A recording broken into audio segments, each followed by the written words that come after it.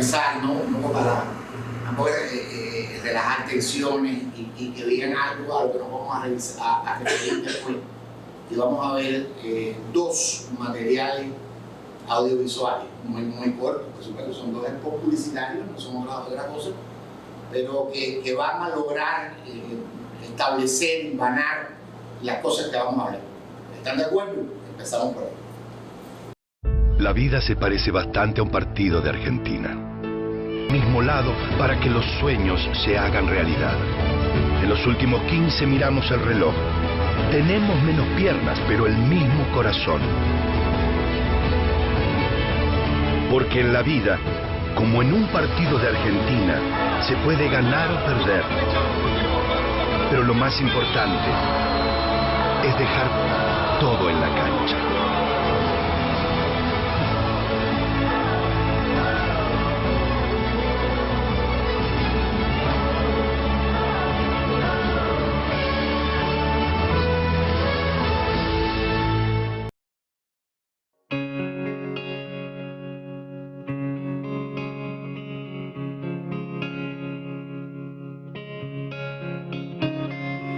Everything is falling, everything seems so clear.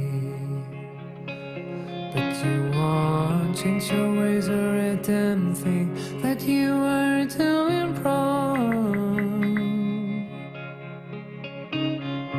Everything is falling, everything seems so clear. You can get what you want, you can get what you need. Things are where you belong, at the end who you wanna be. What your love is, what you are, you wanna be. What your love is, what you are.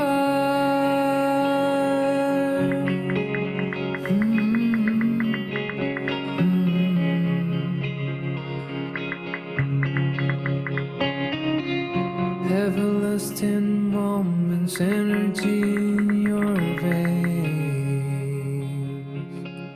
From now on, nothing will stop your desire to go on. Who you wanna be, what your love is, what you are, you wanna be. What your love is, what you are, you wanna be. What your love is, what you are, you wanna be. What your love is, what you are.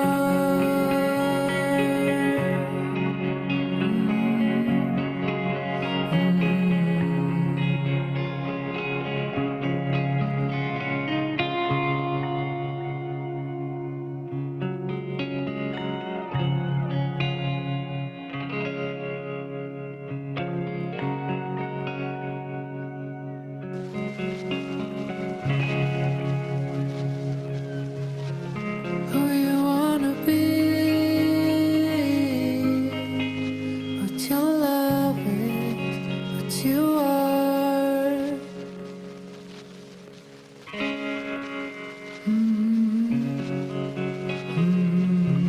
Everything is falling, everything seems so clear. I'll never be alone.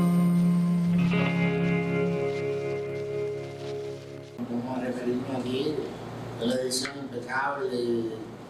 Está una idea, una responsabilidad social empresarial a partir de Coca-Cola con un país como Argentina que bueno, el fútbol es su vida, ¿no? Y es válido hoy ver desde otra óptica estas cosas. Y el segundo, también lo cogí, ya lo puedes poner una presentación, lo escogí porque tiene mucho que ver también con ese aspecto hoy de la empresa hacia lo público, La etiqueta Elegí Cuidarte, que fue una campaña muy interesante que hizo Movistar, la empresa española de telefonía celular. Vieron que el mundo los perfiles falsos y estas cuestiones, pero muy inteligente, muy sutil. O sea, nosotros, yo siempre digo, tenemos que irnos alejando un poco del concepto ese de que gota a gota el agua se agota. Es cuando salgamos un poco de esa zona de confort, donde a veces las cosas no salen tanto por voluntad y más por indicación, entonces estaremos asumiendo mejor el reto y los desafíos de la televisión en la nueva era. Bueno, así le pusimos a la conferencia o al intercambio, no vamos a ser tan pretenciosos. Y bueno, siempre utilizo una frase que pueda ser interesante, que pueda ser también el hilo conductor de esto, de lo que vamos a hablar en el sentido general de la conferencia, es de los resultados de varias tendencias, de varias investigaciones que nosotros hacemos desde la academia. Le decía a los organizadores del evento, yo no soy una persona de televisión. Yo empecé estos caminos de la televisión cuando era un estudiante de psicología, porque lo que soy es psicólogo de profesión, y tuve la suerte extraordinaria de que un día apareciera una nueva asignatura en el plan de estudio y que en el aula ese día entró alguien, como pasó con el minuto en la vida, que cambiaría toda mi perspectiva de una carrera y de mi futuro. Era Vicente González Castro, que fue un gran hombre de televisión y un gran comunicador. Sus clases, el acompañamiento, su tutoría, mi trabajo de diploma, permitió que empezara a ver la comunicación en sentido general de otra forma. Después me haría doctor, pero en ciencia de la comunicación, ya no en psicología, o sea, me fui transformando un poco estas cuestiones. Y la televisión la hemos tocado desde el punto de vista académico, en estudios académicos que hacemos sobre la televisión y sobre ese enfoque psicológico, por supuesto, y comunicacional de la televisión. Por eso estamos empezando por ahí. Y bueno, también queda definir por qué pusimos reto y desafío. Bueno, el reto y el desafío, que en un punto del diccionario que dicen casi que lo mismo. Pero pasa que como la palabra crisis, ¿no? Para los chinos la crisis y la oportunidad es lo mismo. Aquí el reto y el desafío tiene algo, el desafío ya cuando se entra desde la psicología a verlo. O sea, el reto está, el desafío es superarlo. O sea, primero vamos a referirnos a los retos y después a qué podemos hacer para superar, para, digamos, dar el salto que necesitamos o al menos que podemos intentar. No se aprende psicología aplicada ni comunicación aplicada a los medios en una hora. Por tanto, vamos a tratar de acercar el problema, de sembrar una semilla, de ver un grupo de cuestiones que a lo mejor ustedes dominan, o muchos dominan, estoy convencido, pero bueno, vale la pena someterlo a debate. Bueno, vamos a ver los retos. Primero, referirnos a todos los retos. Bueno, lo primero es convivir y coexistir con un escenario digital de amplio espectro. O sea, es como irte a vivir con los suegros, es como asumir, como casarte, asumir una esposa o un esposo con hijos, con padres, madres, enfermos. Tú tomas una decisión, no lo escoges, pero si lo escoges, como dice la frase popular, el que compra la vaca también tienen los terneros incluidos y forman parte de esa dinámica. Por tanto, hay que aprender no solo a convivir, sino a coexistir. Eso viene también de una conceptualización que dice, a veces tú vives desde el punto de vista biológico, o sea, tus órganos funcionan, pero no estás existiendo. Y cuando se habla de existir, es tener la vitalidad, la producción y la visión de que estás existiendo. Por tanto, hay que aprender que hay una televisión aquí y hay un escenario muy amplio. En Cuba, con características especiales, y lo vamos a ver bien. Y lo otro es convivir, coexistir con un nuevo escenario económico. En el cual, bueno, tú dices, bueno, eso es un escenario económico muy complejo, con actores económicos nuevos, muy complejos, y a veces ni siquiera por la idea del camino, por dónde van las cosas, ni el futuro. Como dice el libro, la famosa frase del libro de Alicia, cuando el gato le dice, cuando ella le dice, muéstrame a dónde quieres ir, entonces no sé, no sé cuál es el camino, pero no importa, es que tú cojas porque tú no eres definido absolutamente nada, todavía faltan muchas definiciones del plano económico. Y créanme siempre que de todo lo que estamos hablando, por detrás tiene que haber un presupuesto, tiene que haber un dinero, las cosas, esos conceptos de la buena de Dios, de la voluntariedad, de pensar que uno constantemente es una organización no gubernamental de apoyo, de ayuda, eso hoy en el escenario actual no existe. Y por tanto esas dos cosas son básicas para poder empezar a hablar de la televisión, de la vitalidad, del éxito y del futuro de la televisión en esos dos escenarios. Y el tercero, destituir la limitación, la homologación, la melancolía evolutiva como procesos ordinarios, como rutinas productivas. ¿A qué se refiere esto? Nosotros en Cuba siempre históricamente lo hemos imitado y homologado todo. Nosotros homologamos todo lo homologamos. Nosotros somos los reyes de la homologación. O sea, nosotros se hacía en el ICR un modelo de evaluación de desempeño, eso era para toda Cuba. Una orientación sobre la organización de la parrilla de programación para toda Cuba. Y los lugares tienen sus peculiaridades, tienen particularidades diferentes. Entonces, a veces yo salía en una época que había mucha más movilidad, iba a la Universidad de Oriente, a dar clases, a la Universidad de La Habana, acá. Y yo a veces llegaba a un lugar que a mí me encantaba llegar en Oriente, se llamaba Santa Rita, a merendar. Y en Santa Rita la merienda era exactamente lo mismo que valía en Santa Clara. Cuando aquello, el bocadito de pasta de 2 pesos y el refresco de algo por ahí por 5 pesos y eso. Que tiene que ver con ese tercer aspecto que es la melancolía involutiva. Desde el reordenamiento, es decir, es un fenómeno que la psicología también había estudiado en España, en la Unión Europea, cuando hay cambios o reordenamientos económicos. El reordenamiento económico también entra en el ADN de las personas. Entonces nosotros vivimos de la época de, ¿te acuerdas de cuando? Ay, ¿qué deseos tengo ahora? Nosotros allá un poco en los gremios estos académicos decimos el síndrome del PEI, ¿no? Porque dicen, ay, un paquetico de PEI. Porque es llevarlo a la más simple expresión, ¿no? En la televisión sucede igual lo mismo, ¿no? Cuando oyes a las personas que ya tienen mucho tiempo en la televisión, siempre te hacen la referencia a los tiempos supuestamente de gloria de la televisión, ¿no? Donde, por supuesto, los procesos logísticos eran más eficientes, había otro modo de hacer, y entonces la gente suspira, como dice, no, pero no se puede vivir de la melancolía involutiva, hay que cerrar esa puerta, no puedes dejar ni siquiera un gancho, porque por ahí entra la melancolía. Fíjense, y ojo, porque ahorita fui haciendo correcciones entre palabras, o sea, a veces no es la nostalgia evolutiva, porque cuando se siente nostalgia es la brisa esa, como dice, me llama muchísimo la atención el lema comercial de Radio Ciudad Animal, la brisa, una brisa estudial. Bueno, esa brisa no es estudial en tu corazón, es la nostalgia, pero la melancolía es cuando tú la incorporas como proceso y a veces no tiene la forma o los métodos resolutivos de cambiar esa realidad. Y nosotros estamos arrastrando la melancolía evolutiva a nuestra vida y, por supuesto, a las prácticas de la televisión en este momento. Por tanto, uno de los retos es destituir eso. Estudiar con ciencia los públicos. No tengo que explicarles por qué dice ese guión ahí, porque nosotros no estudiamos los públicos.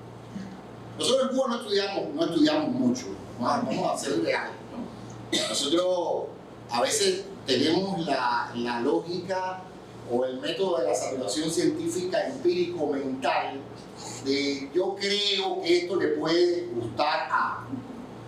No. Es increíble cuando los académicos hemos asumido los estudios, sobre todo de público. En un momento del tiempo se consideraba como regla a nivel internacional, refrendado por la ciencia, por supuesto que las generaciones duraban 10 años. O sea que si yo había nacido en 1991 y una persona en el año 2000, generacionalmente teníamos muchas cosas en común. ¿Por qué? Porque los artistas, la música duraba más tiempo en el aire, porque los gustos, la preferencia, la moda eran medios cambiantes, y por tanto 10 años era un momento, digamos, en el cual podíamos compartir un grupo de ideas, de cuestiones. Es esa generación donde tú le decías, bueno, no sé, ni sabía por, y la gente se acordaba de que era el que no veía televisión, incluso una viejita que cocina, el de la comedia silente o el del video Valdés, o sea, una generación, 10 años, no conociste la temporada 1, tu tía Dulce, entonces, bueno, la 2, la 3 y la 4, de toda la temporada del video Valdés. Luego las generaciones empezaron los cambios tecnológicos y también los cambios sociales, la gente empezó a cambiar, se experimentó ese cambio tan profundo que tuvo la sociedad, sobre todo en los años 90. Siempre los cambios a nivel internacional, los cambios de una sociedad cambian el entorno completamente y el pensar de los grupos generacionales que siguen ese evento. Y créanme que el derrumbe del campo socialista, por ejemplo, fue un evento que cambió el modo de ver la economía, el marketing, la publicidad, la televisión, todo cambió. Cambió porque el mundo asumió un mercado que estaba cautivo y que no eran 3 o 4 personas, eran millones de personas, ¿no? Entonces, el estudio de los públicos hoy, ya las generaciones después no eran de 10, eran de 6. Ya después no eran de 6, eran de 4. Y en este momento estamos trabajando con 3 años. Nosotros vamos a la universidad y los estudiantes de primer año no se parecen a los de tercero. Los que tienen hijos adolescentes, ustedes comparan la adolescencia de ustedes con la adolescencia de sus hijos y no se parecen nada.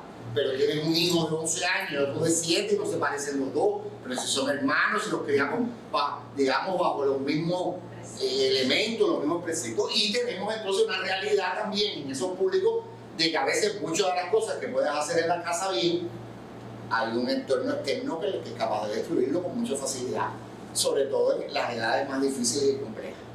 Por tanto, lo que les quiero refrendar es que nosotros tenemos que estar constantemente estudiando los públicos. En tercer lugar, la población en Cuba está muy envejecida. Y bueno, eso pudiera decir dentro de los retos que bueno, porque mientras más viejo te pones, más televisión ves. Porque menos sales, porque destinas tus recursos a sobrevivir, porque derogas muchas de las cuestiones que pudieras dedicar a tu actividad, digamos, lúdica o de esparcimiento, y de televisión. Y por tanto, ahora mismo cuando tú ves los resultados que tuvo la última novela cubana en lo público, la mayor parte de las personas que veían la novela eran personas que son de los 45 años en adelante, muy entusiasmados con esa melancolía evolutiva, esa del amor y de las cosas, y de lo bueno, y de la felicidad y de todo eso. Pero ¿cuántos jóvenes entre tal y tal edad, segmentando los mercados, los públicos, ¿no? Porque las segmentaciones son muy similares, consumieron ese producto? Y bueno, ahí hay una idea que te va diciendo. Por tanto, nosotros tenemos que definir, cuando vamos a hacer una producción audiovisual, un diseño de un programa, cuando vamos a hacer algo en televisión, ¿para quién es?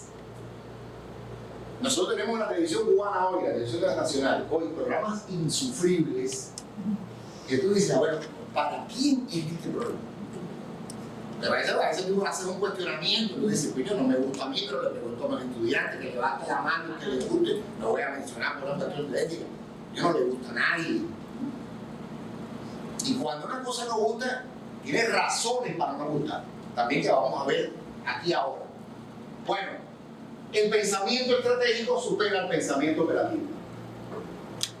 La televisión en el mundo hoy tiene una estructura de un pensamiento estratégico. Nosotros vamos ahorita a hablar de la ley de la comunicación, que es muy importante dentro de este entorno. Vamos a hablar de la comunicación de bien público, por ejemplo. La comunicación de bien público tiene que tener dentro de la televisión un pensamiento estratégico, no operativo. La gente dice, pero ¿y qué se hizo el caracol? No todos los días, el COVID lo mató, se fue. Incluso la posibilidad de que se haya ido. Yo sé que lo están grabando y tal, pero hay cosas que el caracol se fue, nunca más apareció el caracol. Pero bueno, vamos a pensar que cuando estaba el caracol, teníamos entonces una propuesta sobre el caracol que era de horror, de miedo y de cosas que la gente no entiende, porque había que coger un cubo, echar cal, crear toda una expectativa para que el caracol no saliera. Yo digo, bueno, como el famoso moreno de TikTok, eso, bueno, Ya se acabó el caracol. pero bueno, parece que no, porque entonces hay que dar una sustancia que se puede. Entonces tenemos tiempos de agua, tiempos de. Se acerca una fecha, y hoy, créanme que hay muchos problemas que la comunicación de bien público necesita tocar en nuestro país. Problemas de violencia, problemas de consumo de alcohol, problemas de accidentalidad. Porque esa misma generación, ese mismo público al que nos referíamos a nosotros, ustedes observen que tenemos unas cuantas personas con trastorno, una bipolaridad, se observan conductas autistas, autismo social que antes no aparecían. Yo veo una cantidad de diagnósticos de problemas que no solo son en Cuba, también hay tendencias internacionales también. Quiere decir que ahora todos nosotros le tengamos que echar la culpa al reordenamiento de determinadas cuestiones como tendencia internacional, pero sí, el bien público hoy necesita tocar esas cuestiones, pero necesita tocarlo desde el punto de vista estratégico. Y una de las cosas, de las fracturas que está en la televisión y en este reto, es que eso en el mundo tiene que pagarlo, organizarlo, ponerlo, fiscalizarlo, monitorearlo, algo. Que es la organización que lo genera, como lo que del público que tengan un poquito más de edad, recordarán cuando la UNICEF pagó en Cuba aquellos exportes para la vida. Y entonces la gente recordará, el viejo Andrés se va a quedar solo. La gente, bueno, porque entonces hay una buena factura, hay una buena asimilación y hay una cierta modificación de conducta, porque la gente se acuerda inclusive no solo del viejo Andrés, sino otro que le creo que hacía este Casanova, el actor, que era un borracho que después terminaba cayéndose por la escalera. Hoy fulano es un borracho, terminaba así. Y tiene su familia. O sea que ya lo perdía todo. Y iba tocando determinadas aristas de estrategia de comunicación de cuestiones. Por tanto, tiene que ser estratégica. Ahora cuando nosotros terminamos la estrategia mejor posible, que la hicimos en Cuba sobre las elecciones, eso, yo decía siempre, la gente necesita ver historias de vida. La gente tiene que conocer a otra gente que hace algo, que es importante. Hicimos cosas, hicimos un levantamiento estratégico, esto es colateral, ¿no? A lo que estamos hablando, pero nunca está de más referirnos. Nosotros identificamos en Cuba 25 personas que tenían lo que nosotros llamábamos oficios raros o oficios determinantes, o sea, cosas que lo hacen pocas personas, pero que al final te hacen extraordinariamente grande, ¿no? Esto no es tampoco una idea de nosotros, el mundo también esto lo utiliza a veces, ¿no? Como modalidad. Entonces ahí teníamos, por ejemplo, identificamos un sepulturero, una persona que se dedica a enterrar los muertos, y una persona que prepara muertos, y preguntarle cuáles son sus momentos más difíciles, y oír un sepulturero que dijo: el día más difícil fue que me tocó mi hija, que no me dejaron ni siquiera entrar, yo estaba allá afuera, y eran historias difíciles, pero cuando esa historia tú la sabes manejar desde el punto de vista televisivo, que ustedes me entienden el término que utilizo, se puede convertir en una historia de persuasión, en una historia de cambio, en una historia que incluso te entra, ¿no? Ahí teníamos también, porque mira, hablando de las cosas, teníamos un par de cienfuegueros ahí, teníamos una cienfueguera que es la única piloto de drones que tiene Cuba, graduada. Hay un cienfueguero, una cienfueguera que trabaja en Cuba, que es una piloto de drones. Entonces dirán: mío, hace falta una piloto para drones. Sí, claro que sí, porque si no, pero a mí a lo mejor se cae ahí en la cancha cuando sale el drone. Ella estudió para manejarlo. Y entonces el farero, las personas que hacen un parto. Esa persona simple, tú dices, lo que hace es tan importante como lo más grande, como el que hace la vacuna. Y también teníamos al de la vacuna, ¿no? Al que ese día las cosas salieron muy bien y lograron lo que esperaban después de días de trabajo. Y el médico ese entregado. Nosotros en Injusto Café tuvimos un programa en nuestra parrilla llamado Manoteca, que dirigía Juan Jorge, y se refería justamente a eso. A ese tipo de oficios que es muy difícil que el generalmente programa si logra después el resto, que lo puedes lograr, tiene mucha importancia. Bueno, lo que quiero referirme saliendo ya es que todo eso forma parte de una estrategia. Un spot de televisión no modifica una conducta. Un spot de publicidad en televisión no aumenta la venta. Eso tiene que integrarse a todo un universo que no solo la multiplataforma, sigue existiendo también la publicidad esta de valla, de la esquina, del poste, del sueldo entregado, o del dossier o del plegable. Y todos tienen que convivir. Pero la televisión no tiene que pensar estratégico, no es poner por poner, y entonces no terminas poniendo, haciendo nada. Igual, a veces ven en la televisión algo y dicen, bueno, ¿de qué va esto? Tampoco es el extremo, a veces va. Hablas de todas estas cosas, de la persuasión, de lo sentimental, y entonces ves una empresa que lo hace demasiado sentimental, terminas llorando con la felicitación por el día. Ay, papá, esto es lo más grande de mi vida. Aquello no, es un problema de coger el orden, de buscar el momento justo donde tú trabajas con los públicos. Eso es muy importante como característica. Bueno, valorizar al extremo la identidad visual y el branding. Nosotros tenemos un problema de marcas en Cuba. Y la primera marca que tenemos que refrendar es la marca de la televisión.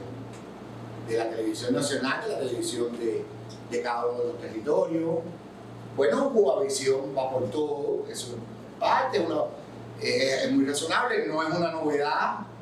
Los que han consumido la televisión extranjera saben que eso se hace o sea, habitualmente muchas cadenas de televisión utilizaban ese recurso de artistas presentando el canal y cuestiones de estas, pero es un buen intento y una buena visualidad. Pero esa buena visualidad la televisión también la tiene que observar, porque supuestamente en los nuevos modelos de gestión ustedes asumirán la gestión de identidad visual de otros para refrendarla a través de la televisión.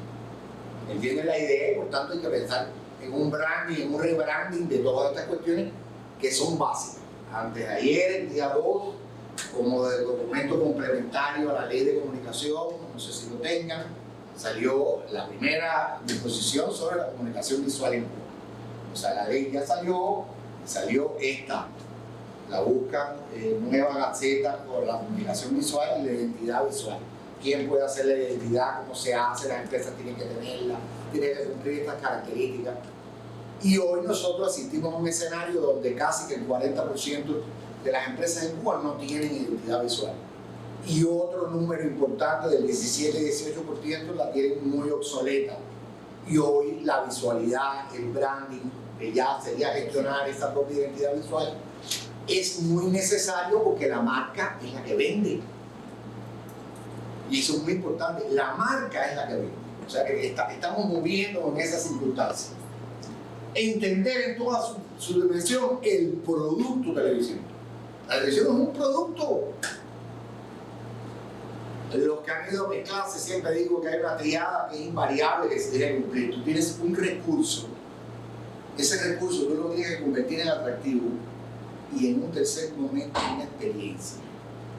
Hay muchas cosas que no llegan a ser experiencia, se quedan a nivel de atractivo. El recurso está. Usted tiene el estudio, tiene la cámara, pero incluso las personas que tienen una valorización del capital humano muy importante en los tiempos de hoy, más en la televisión. Pero si usted ese recurso, televisión, tecnología, sea la más adelantada o la media, no convierte eso en un atractivo, no lo hace social, no tiene seguidores de eso, no pasa nada. Pero si en esa persona eso no influyó, no cambió, no hablé de eso con otra persona, no convidé a verlo, entonces no se convirtió en una experiencia. Entonces tenemos que empezar a entender que tú lo que haces es un producto con todas sus características. O sea que estamos hablando un poco también de introducir un concepto de marketing a este nuevo modelo de gestión que tendrá o que va a tener en los próximos tiempos nuestro sistema de televisión en Cuba.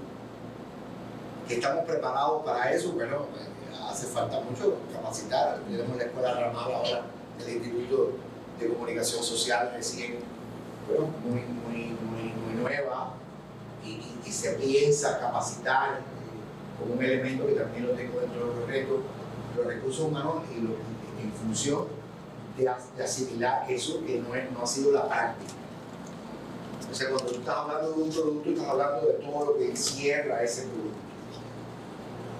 Literalmente como el marketing tradicional, ¿no? Incluso tú dices, bueno, esto lo voy a hacer porque lo voy a vender con producto. Y la ley lo dice, vamos a ver la ley, vender productos comunicativos. Es decir, nosotros hacemos las cosas para no venderlas, incluso la aburrí. ¿Tú te recuerdas de no la aburrí? Pero bueno, ¿qué te hace pensar que eso no tiene una importancia? Bueno, tú tienes que encontrar, por tanto, el estudio de público, el estudio de mercado, los estudios de factibilidad que deben acompañar a ese producto televisivo, refrendan que ese producto televisivo pueda tener un éxito. ¿Me entiendes? Si voy muy rápido, me dicen, me preguntan. Asumir la capacitación, bueno, se los acabé de decir, minimizar la cosmética comunicacional. Nosotros damos mucho jabón. Nosotros somos los reyes del jabón, todo el mundo es lindo, todo el mundo va a ser un gran artista. Nos sentimos tan felices con que estés aquí. Entonces no se puede convertir en la jerimización, esa la supra, digamos, el supradestaque de los elementos. Entonces tratar de hacer una cosa extraordinariamente emocional cuando no lo es. Entonces nosotros tenemos que quitarnos ese concepto, ¿no? Y salvo de la cosmética comunicacional. Entonces hay cosas que no la llevan, hay cosas que sí la llevan. A veces vemos esa exaltación que tenemos sobre determinados fenómenos de la televisión y dicen, bueno, esto no tiene algo que lo acompañe y que recomiende lo acompañe. Estoy hablando sobre todo de programas, determinados programas musicales que tenemos en la televisión, que tienen sus características. Ahora, maximizar los estudios de imagología aplicada a la televisión. Estamos ahora en un proyecto, digamos, introduciendo todo esto de la imagología. La imagología, bueno, la palabra lo dice, la imagen. Al final de eso se ha escrito mucho, de la imagen que se genera en los productos públicos. Ya desde los años 60, los que han ido a mi clase saben, eso fue una definición que se hizo de estudio de un modelo psicológico que se hizo de lo que las personas en la televisión son capaces de transmitir a partir del efecto de algo. Decía que la televisión es una familia donde hay un papá paternal, una madre, o sea, paternal, pero respetuoso, no es tan inteligente, pero es muy seguro de sí mismo, lo acompaña en una experiencia de la vida que lo hace creer. Hay una mamá que es la mamá, maternal, dulce, suave, te entiende, te invita a la confidencia. Y esa familia tiene dos hijos, una niña histérica y un niño nerd, un niño erudito. Dice el modelo que cuando las personas empiezan a transgredir el rol de la familia, empiezan los desastres televisivos. O sea, uno puede ser en televisión histérico y erudito al mismo tiempo, porque te hace muy poco creíble la persona. Bueno, como es el Manuel Calviño, no puede de pronto un día, que es mi amigo, incluso un día le llamé y le dije que más se te ve la barba, como brilla, la barba. Pero él habla de un tema, como lo hacía Llorens, el de Bravo, que ha fallecido, como lo hace de la danza eterna, o sea, hablando de un tema, son eruditos en un tema, pero no funciona bien. A veces hay determinados entrevistadores que se mueven en una cuerda en que no acabas de saber qué cosa es.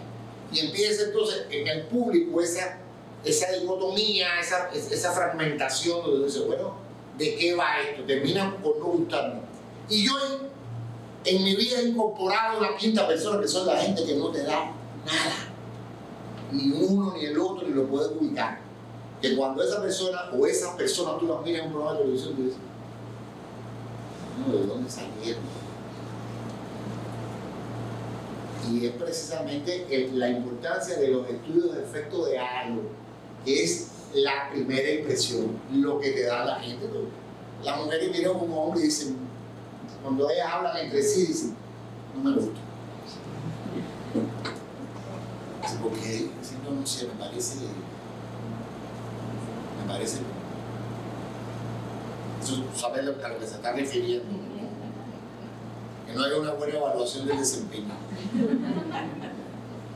pero que tú sabes, no sé, me parece. a veces la gente cuando se reúne dice, como nosotros cuando éramos estudiantes, después con el tiempo le decíamos yo, esa persona es la cara de su director de internado. Los directores de internado teníamos una representación social de lo que era el internado. Tenemos una representación social de lo que a veces sí, y no siempre es cierto, pero es lo que vende. Esta gente es bruta. Entonces es la persona más inteligente del mundo, pero me pareció bruta. Y eso ya se había estudiado a nivel social cuando las abuelas decían, no me gusta el novio tuyo porque no me mira a los ojos. De que mirar a los ojos era un elemento de efecto de algo, de decir, esconde algo, un pasado turbio. Entonces la gente empieza a imaginar, chequea, lo averigua por él. Y hay gente que tú las conoces y a la hora, su nivel de invitación a la confidencia, tú dices, te estoy contando cosas que no le he contado nunca a nadie. Pero tú es como, no sé, o sea, a esa hora, que se entra en esa metafísica del hilo rojo, que estaba preparado, que las personas se encuentran en vecina. No nada, porque es que hay personas que incluso en el mundo, por eso le dice, el elemento es de o sea, el aspecto es maximizar los estudios, es que tú esto lo modelas. No quiere decir que lo tienes y ya, y me tengo que morir con esta cara de mal desempeño, ¿no? Sino tú empiezas a modelar. Hay expertos en el mundo que dicen, vamos a hacerla a ella 2 años más vieja, la vamos a hacer creíble, y ahí participa todo. La hemagología va desde el maquillaje, la forma de vestir, la forma de conducir, la forma de transitar. A veces no es que por indicación tuya, mañana en el noticiero los dos vamos a salir como danzando, haciendo una especie de coreografía, porque la gente lo que se va a reír de eso. ¿Por qué razón? Porque rupturaste, porque no lo estudiaste, porque no fuiste introduciendo el cambio. Y créanme que la hemagología aplicada en el mundo minimiza los errores. Nosotros tenemos que reconocer las cosas tal y como son. Nosotros tuvimos aquí fue en el año 2017, ¿no? La visita de Barack Obama, Cuba, 2017, 2018, 17. En el 2017, bueno, fue muy rápido desde que se informara el restablecimiento. Cuando él se bajó del avión, a los 5 minutos ya la gente estaba encantada con Obama. Porque Obama trae un doctorado en hemagología que hace su equipo. La forma en que se baja del avión, que abre la sombrilla, cómo se conduce, cómo saluda, cómo mira, cómo ubica las manos, cómo hace el discurso, cómo cambia, cuál es tu mejor perfil, no mire para acá, no use el reloj, no.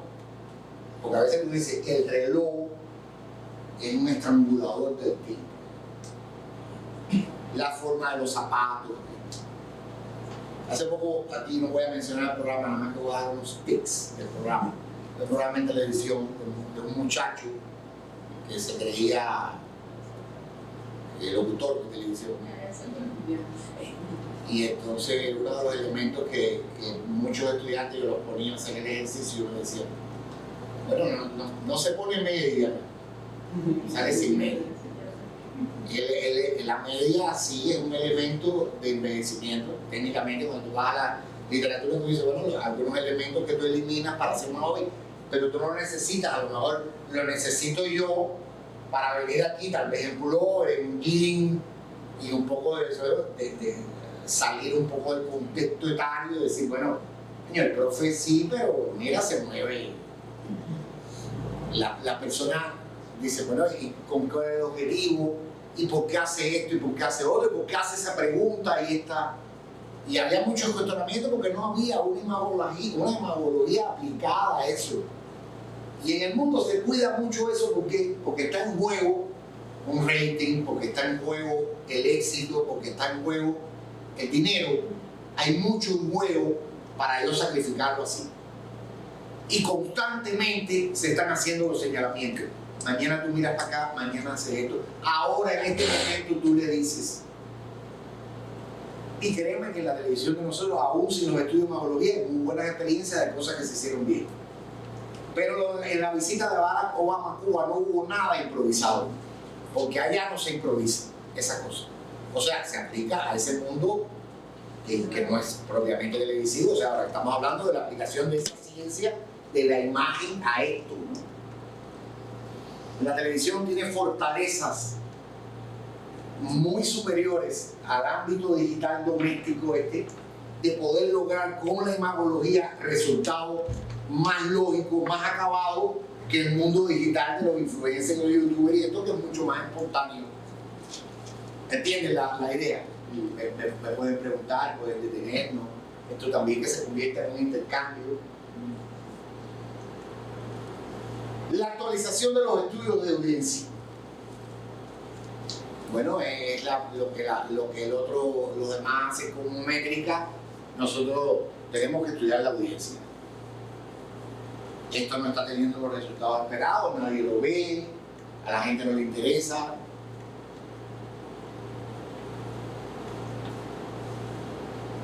Toda la vida tiene un ciclo, igual que la vida. El marketing dice que hay un ciclo de vida del producto, inicio, desarrollo, madurez y declive. Nosotros tenemos programas de televisión que debemos haber quitado hace mucho tiempo y se mantienen. No hay un plan B, a veces tú lo entiendes, mira, si lo quito no tengo nada que poner, está ahí. A veces es un programa que se mantiene por un problema de identidad, de refrendar de cosas, pues no lo dejo. Pero igual ese programa lo tengo que adaptar a los nuevos tiempos. No puede ser el mismo programa si yo tuviera la grabación de 1982 y lo pongo, y que incluso me lleve la sorpresa de que el del 82 estuviera tan mejor. Sí. En algunos programas destinados a determinados públicos, ya les dije, no pongo ejemplo, pero ponen uno y ponen el otro y dicen que cómo se parecen estos dos programas.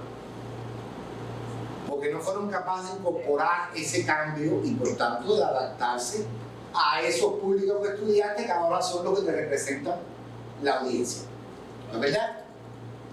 Bueno, tenemos también una máxima. Lo más importante, o uno de los más importantes retos de la televisión en nuevos tiempos es que para la televisión lo máximo son los trabajadores de la televisión.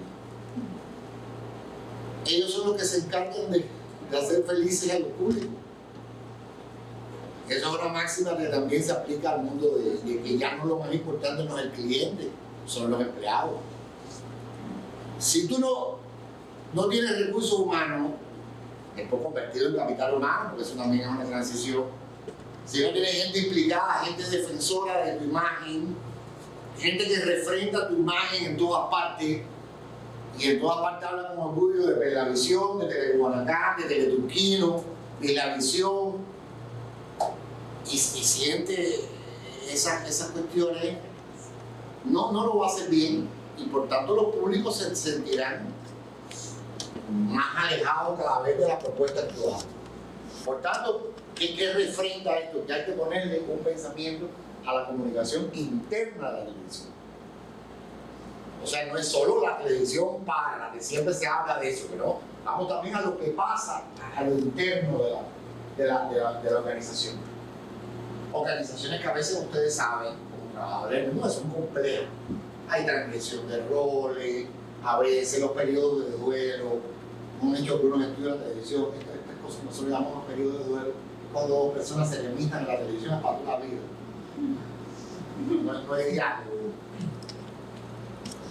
Que no es una constante, fíjense, nada de lo que yo he dicho se comporta como una constante. Pero si hay problemas a veces de comunicación interna que no llevan al trabajo en equipo, al resultado esperado, sino a la fragmentación, al trabajo por isla, a ir creando determinados gremios de cosas en una teoría hoy también, que no lo voy a referir en la conferencia de eso, que sí la trata los estudios más actuales de la televisión, que son las teorías de la congruencia, ¿no? de cómo en un espacio, en un medio de comunicación conviven los viejos periodistas con los medianos de edad y con los nuevos. Cuando nos hablábamos anteriormente de los cambios generacionales, fíjense la diferencia que puede haber hoy en un periodista de 58 años con uno recién graduado. Cuántos cambios generacionales, cuántas formas de ver la vida, sin menospreciar ni al joven ni al viejo. No estamos refiriéndonos a las competencias, estamos refiriendo al modo de poder integrarse, de poder trabajar de minimizar los ambientes tóxicos internos, los ambientes de riesgo biológico que al final te convierten a la organización en un desastre sin resultado. Y al final aquí tiene que haber un resultado que empieza cuando la gente hace trácata y aparece, comienza la programación diaria de televisión o de donde estemos, y en el que trabaja todo el tiempo cuando encendemos el televisor para ver un programa que nos gusta o un programa que nos llama la atención. Por tanto, es muy, muy importante eso. Bien, estábamos en los retos, ahora vamos a ver los desafíos. Bueno, tenemos la ley de comunicación social. Todos la conocen, ¿no? Supongo. Algunos. Digo, no, ni me la voy a leer, yo esperaré que dicen alguien. Yo espero después a ver de qué va. O que alguien me lo explique. Si yo voy a contar, toda la gente me llama por teléfono para que le hable de la ley. Resúmela en 5 minutos. No es para tanto. La ley demoró un tiempo, le decía, nosotros tenemos un problema con el tiempo, demoró tiempo en implementarse. Solo se comenzó a trabajar sobre el 2014, las primeras ideas, hubo que hacer, bueno, la ley lo explica, la cantidad de revisiones y cosas. Pero sí tenemos una ley en estos momentos hoy, donde dentro de la ley hay muchos aspectos que los tocan directamente a ustedes. O sea, yo pienso que la ley toca a los medios de comunicación totalmente y tiene una capita por los medios, donde especifica muy bien las cosas. Y tiene un grupo de elementos que son importantes y que yo hubiera querido también refrendar un poco de la conferencia. Tiene el tema de la marca país, estamos hablando del branding, y luego vendrá lo que es la marca ciudad, los territorios, el tema de la identidad, de los símbolos patrios, del respeto a la individualidad, de cosas que se hacían a lo loco en Cuba y que ahora van a tener una organización. Tiene la comunicación en el ciberespacio, todo lo que se refiere a eso, la comunicación política a la que nos vamos a referir. Y tenía 3 cosas que a mí me parecían muy importantes. Bueno, también es como el cuento del güiro de la orquesta, ¿no? Te propongo un tumbador, una trompeta, el güiro. El güiro no me lo quitan, ¿no? El güiro soy yo. Y no podía dejar, le dice, vamos a sacar lo otro y dejamos entonces. Que es importante cómo la televisión está en Cuba preparada para asimilar la publicidad comercial. Nosotros le pusimos comunicación de bien público, cómo vamos a asumir la de comunicación de bien público y cómo vamos a asumir el patrocinio.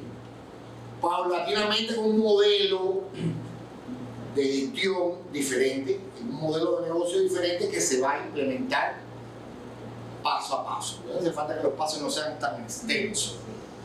Bueno, ¿de qué va? ¿Qué importancia puede tener todo esto? Bueno, la importancia del dinero, de la dinamización de la televisión. Todavía hoy, hasta el último momento, hubo personas, incluso personas muy valiosas, oponiéndose a la publicidad en la televisión. O sea, eso fue una batalla campal, porque bueno, en la ley, las personas, o sea, los expertos se dividieron en sus áreas, ¿no? Tú te puedes dedicar a la comunicación, pero no sabes toda la comunicación. La comunicación comunitaria tiene especialistas en eso, trabajan en eso, está en la ley también. Pero la publicidad fue muy discutida, incluso fue uno de los elementos que más demoró la ley. Porque bueno, siempre hay alguien que se paró y habló y tenía razón diciendo que cómo es posible que una empresa privada fuera a proponer un producto en la televisión al cual la mayor parte de la gente no tiene acceso por una cuestión económica. Bueno, eso en el mundo existe. En el mundo también te anuncia un BMW que tú no vas a tener jamás, porque mucha gente no va a tener jamás y algunos sí. Hay empresas que su producto es tan elitista, tan caro y tan por encargo que ni siquiera hacen publicidad de ellos. Pero realmente uno no tiene acceso a todo lo que se publicita. Pero tú necesitas convivir con la publicidad. Porque la publicidad mejora la calidad de la oferta, la relación de la calidad-precio. Porque la publicidad dinamiza, como les decía, y genera empleos. Porque si aquí yo puedo poner publicidad, alguien tiene que hacerla y alguien tiene que pagar por ella. Y empieza a crecer todo un proceso. Digamos que una de las cosas por comprender es cómo va a implementarse esa dinámica, ¿no? Desde la televisión, si se usa el canal, si también tú eres hacedor, ¿no?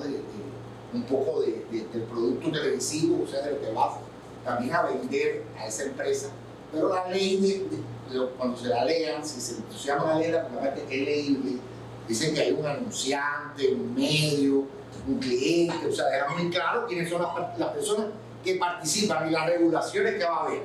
Entonces no es, tú no puedes partir un programa a la mitad para poner un spot comercial, tiene que ser entre programa y programa, no puede estar en programas infantiles, de determinado horario, regulaciones que vienen aparejadas a los bares, los lugares donde se consumen bebidas alcohólicas, hábitos tóxicos como el cigarro, o sea, hay que escribir, o se ha escrito, va a salir mucho sobre las regulaciones, la imagen de la mujer dentro de la publicidad, de los niños, de las niñas, el tema del famoso lenguaje inclusivo también dentro de la publicidad comercial. O sea, es un universo muy importante, pero bueno, hay una ley que lo refrenda.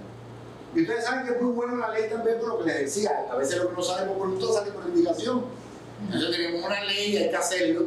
Y entonces, ¿de qué se encargarán? Pero ahora de ser más eficiente, yo tengo que salir a buscar clientes para hacer mi dinerito, tengo que montar un sistema de gestión, o sea, la televisión en vez de ser un poco más también comercial, que no es la esencia, o sea, yo me estoy refiriendo a un elemento dentro del tema que estábamos tratando, un solo elemento que podría ahí convivir.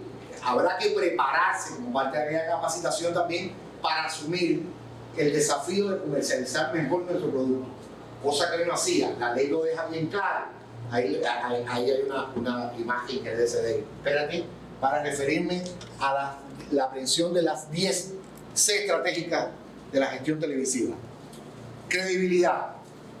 Si no eres creíble, créeme que no funciona. La capacidad de reacción. No, la capacidad de reacción en la vida es para todo. Tú no puedes seguir con comunicación reactiva, se lo digo a todos mis estudiantes. Espérate que pasaron 2 horas, no he podido dar respuesta, incluso el manejo de la comunicación de crisis, también la ley se refiere a eso. Pero tienes que tener capacidad de reacción, y no solo capacidad de reacción, no lo vean desde el punto de vista de la comunicación política, a la cual no me he referido en ningún momento de aquí en la conferencia. Bueno, porque puede ser otro tema. No nos bajas hacia este aspecto comercial, pero tú tienes que tener capacidad de reacción para poder también identificar las oportunidades del mercado, oler, oír la famosa brisa del dial, sentirla un poco, la contextualización, la cobertura de auditorio, ser coherente, tener calidad, continuidad, consistencia, contenido, que es el rey de los 9, hoy la tendencia de la televisión es el contenido, cómo generar contenido más atractivo, más acabado para poder competir en ese escenario tan difícil. Y por último, la coordinación. Estas cosas son muy importantes, que tú puedas lograr integrar estas 10D a una rutina, a una dinámica que permita lograr al final un resultado. Si no estás contextualizado, si no eres creíble, si no generas un buen contenido, si no estás coordinado. Y fíjate que se buscó que fueran todas 6, ¿no? Un poco para digamos, apoyar, y también, bueno, un poco de marketing, ¿no? De decir que tienes 10 de gestión y ese de determinadas cosas. Dice el artículo de la ley, los medios fundamentales de comunicación social pueden complementar el aseguramiento financiero y material de sus actividades con la comercialización dentro y fuera del país de sus producciones y servicios, la venta de espacios de publicidad, el patrocinio, los proyectos de cooperación nacional e internacional y otras vías, todas legalmente reconocidas, siempre que no se comprometa el cumplimiento de su función pública. Vamos rápido a la otra.